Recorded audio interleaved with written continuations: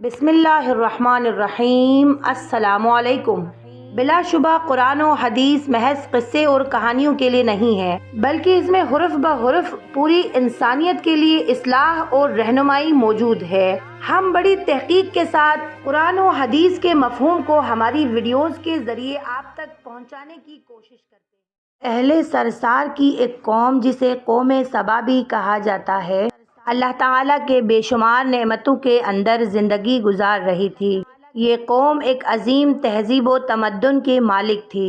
حضرت داؤد علیہ السلام اور حضرت سلیمان علیہ السلام کی باعظمت حکومتوں کے بعد زبان زد عام تھی۔ کہا جاتا ہے کہ یہ لوگ گندم کے مغز سے آٹا پیس کر روٹیاں پکاتے تھے، لیکن اس قدر اسراف کرنے والے اور ناشکرے لوگ تھے کہ یہ لوگ انہی روٹیوں کے ساتھ بچوں کا پاخانہ صاف کرتے تھے۔ ان آلودہ روٹیوں کو اکٹھا کرنے سے ایک پہاڑ بن گیا تھا۔ ایک صالح شخص نے وہاں سے گزرتے ہوئے ایک عورت کو دیکھا جو روٹی کے ساتھ بچے کے پاخانے کے مقام کو صاف کر رہی تھی۔ اس شخص نے اس عورت سے کہا، تیرے اوپر افسوس، خدا سے ڈر، کہیں ایسا نہ ہو کہ خدا تمہارے اوپر اپنا غضب ڈھائے اور تجھ سے اپنی نعمتیں چھین لے۔ اس عورت نے جواب میں مذاق اڑایا اور مغرورانہ انداز میں کہا، جاؤ جاؤ، گویا کہ مجھے بھوک سے ڈرا رہے ہو۔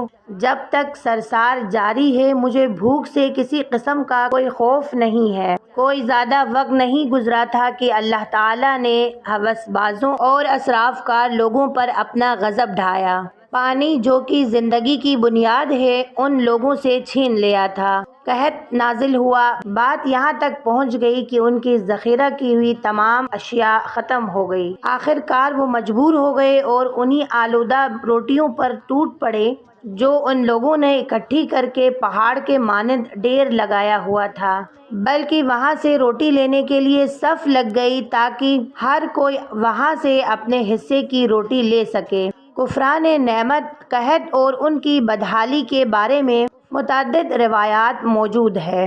سورہ نحل کی آیت نمبر 112 اور 113 میں یوں ارشاد ہوتا ہے، اور اللہ نے اس قریہ کی بھی مثال دی ہے جو محفوظ اور مطمئن تھا، اس کا رزق ہر طرف سے باقاعدہ آ رہا تھا، لیکن اس قریہ کے رہنے والوں نے اللہ کی نعمتوں کا انکار کیا تو خدا نے انہیں بھوک اور پیاس کا مزہ چکھایا، صرف ان کے ان اعمال کے بنا پر جو وہ انجام دے رہے تھے، اور یقیناً ان کے پاس رسول آیا تو ان لوگوں نے جھٹلا دیا، تو پھر ان تک عذاب آ پہنچا کہ یہ سب ظلم کرنے والے تھے۔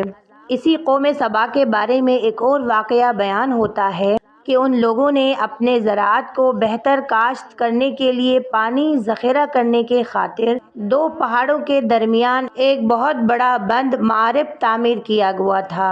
اس بند میں دوسرے پہاڑوں سے بھی پانی آ کر وافر مقدار میں جمع ہو جاتا تھا۔ قوم سبا نے اس پانی کا فائدہ اٹھاتے ہوئے وسیع و عریض باغات لگائے اور کھیتی باڑی کو رونق بخشی۔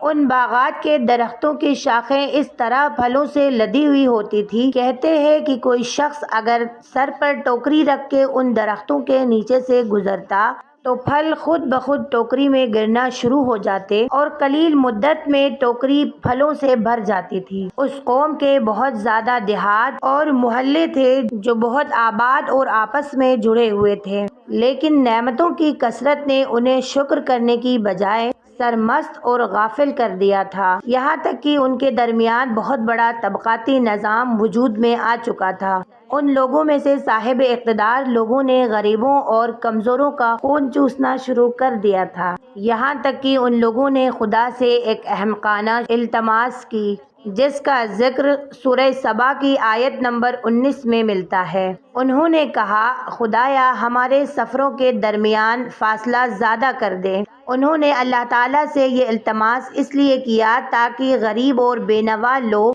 عمرہ اور ثروت مند لوگوں کے ہمراہ سفر نہ کر سکے۔ ان کی خواہش یہ تھی کہ آبادیوں کے درمیان خشکی ہو اور فاصلہ بہت زیادہ ہو تاکہ غریب اور کم آمدنی والے لوگ ان کی طرح سفر نہ کر سکیں۔ اللہ تعالیٰ نے ان مغرور پیٹ کے پجاریوں پر اپنا غضب نازل کیا۔ بعض روایت کے مطابق ان مغرور لوگوں کے آنکھوں سے دور صحرائی چوہوں نے معارف نامی بند کی دیواروں پر حملہ کر کے انہیں اندر سے کھوکھلا کر دیا۔ ادھر سے بارشیں زیادہ ہوئی جن کی وجہ سے سیلاب آ گیا اور اس بند میں بہت زیادہ پانی جمع ہو گیا۔ اچانک بند کی دیواریں ٹوٹی، اس سے بہت بڑا سیلاب آیا جس میں تمام دیہات، آبادیاں، مال مویشی، باغات، کھیتیاں، ان کے محل اور گھر پانی میں غرق ہو کر نابود ہو گئے۔ ان کے باغات میں سے صرف کچھ پیلو اور بیری کے درخت اور کچھ جھاڑیاں بچی تھی۔ خشکی سے ڈرنے والے پرندے وہاں سے کوچ کر گئے تھے، جبکہ الوؤں اور کووں نے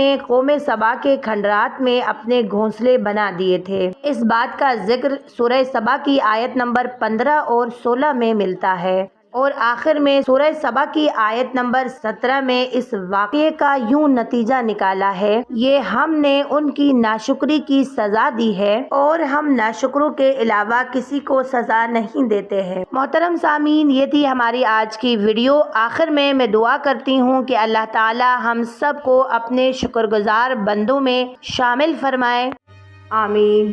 میں امید کرتی ہوں آپ کو آج کی ویڈیو اچھی لگی ہوگی۔ ویڈیو اچھی لگی تو لائک، سبسکرائب اور اپنے دوستوں کے ساتھ شیئر کرنا نہ بھولیے گا، اور ساتھ ہی ساتھ بیل آئیکن کو ضرور دبائیے گا تاکہ ہماری ہر آنے والی نئی ویڈیوز آپ تک پہنچے۔ ملتے ہیں ایک نئی ویڈیو کے ساتھ، تب تک آپ اپنا خیال رکھیے گا۔ فی امان اللہ۔